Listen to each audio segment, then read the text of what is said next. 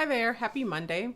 So, this week's topic is going to be on being self centered, which is what we do not want to be. And then you may ask yourself, okay, it's always mentioned to prioritize your self care, which means that's taking care of me first, right? But there's a difference between being prioritizing your self care and then just being self absorbed. And how can you tell the difference? So you can tell the difference because when you're prioritizing your self care, you are generally making sure that your well being is healthy, balanced, and that also means checking in on others.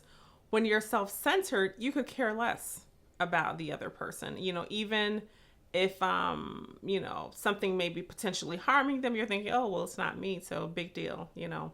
So, no, when you are prioritizing your self care, you want to make sure that you're taking care of yourself without dismissing or harming others. All right.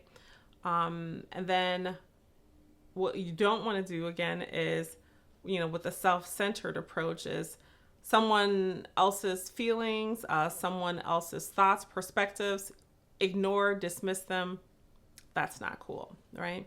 So, being self centered, and it may, go without saying, but just to give you three core concepts that I've come up with that something you may either see in other people or, unfortunately, you may see like some things in yourself that you may want to improve. So, the first thing is being egocentric. So, what is being egocentric?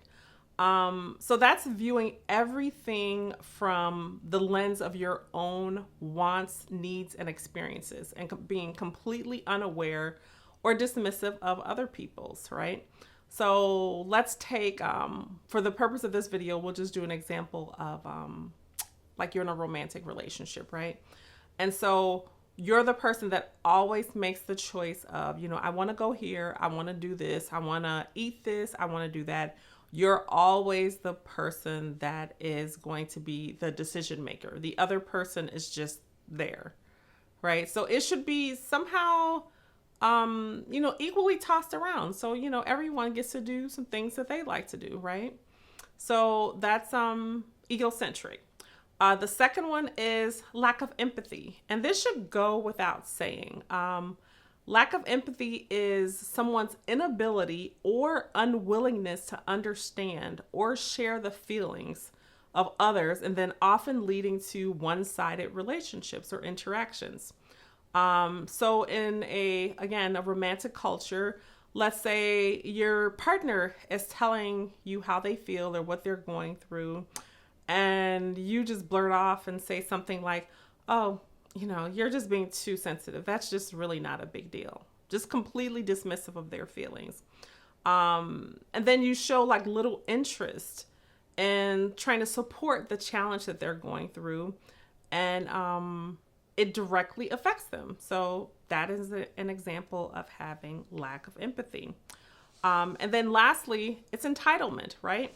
So entitlement is basically you have this inherent belief that just because you are you deserve all of the privileges, all of the attention, all of the rewards, regardless of any effort, merit, or context that you've brought to the relationship. That's not cool, right? So once again, with the romantic culture example, let's say someone in the relationship just believes because they are present, they are there, they deserve all the praise, all the gifts, all the physical affection, without giving the same or saying things like thank you or, whatever. Instead they would say something like, oh, you're fortunate to have me. Really? And then they believe that their partner should always make them happy, putting the burden of emotional fulfillment on someone else. This is a partnership when you're in a relationship. It's not one person just doing everything. We're both, supposed to be pouring into each other. We're both, filling each other's cup up, And then there are some steps that you could take. Everyone's process with, if this is something that you've noticed that someone else has a problem with being self-centered or yourself, the the first thing is just be self-aware, right? Ask yourself, is there something that I could have done differently in this situation? You know, let's say you had a conversation, ask yourself, hey, did I really sit and actively listen? Did I dominate the conversation? That I asked them, you know, their thoughts, their perspectives, you know, what they felt or whatever.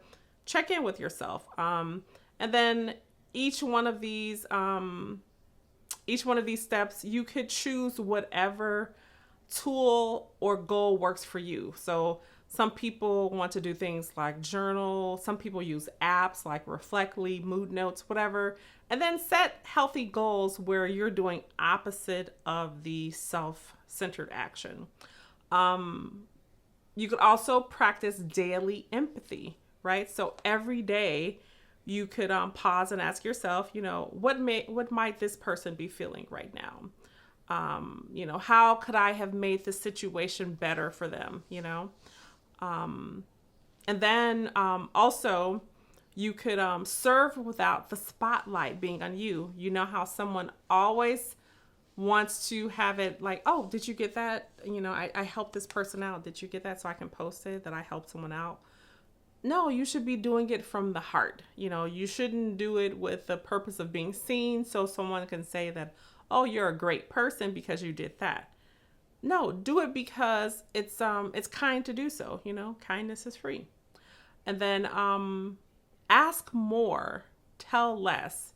You know, basically, how are you doing? You know, how are you feeling? Is there something that, you know, especially if someone is struggling, is there a way that I can support you? Is there something that would relieve some kind of burden off of you today?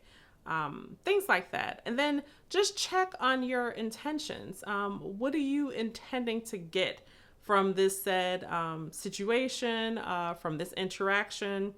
You know, like ask yourself, you know, am I doing this to serve?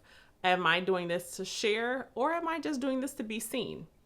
All right. So, a lot of people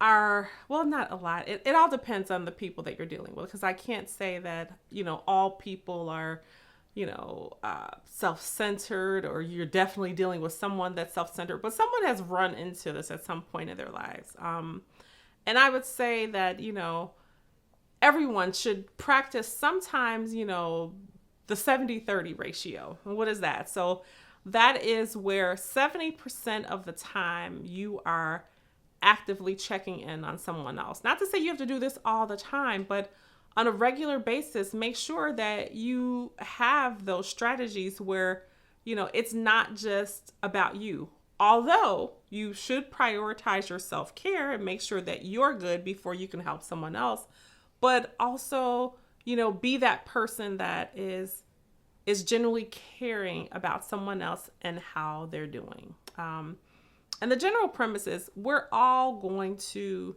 need someone or something at some time, right? So you just want to focus on being a decent human, right?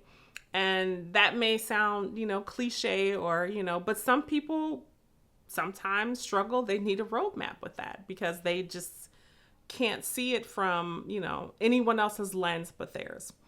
So if this video has spoken to someone who is either involved with someone that's self-centered, them themselves are self-centered, or they see certain traits about themselves that are self-centered that they want to work on, please like the video. If you would like to see more content related to self-care, self-love, shifting your mindset to be the best version of yourself, please subscribe to the channel. I would love to see you here. Otherwise, enjoy the rest of your Monday and enjoy the rest of your week. Take care and be well.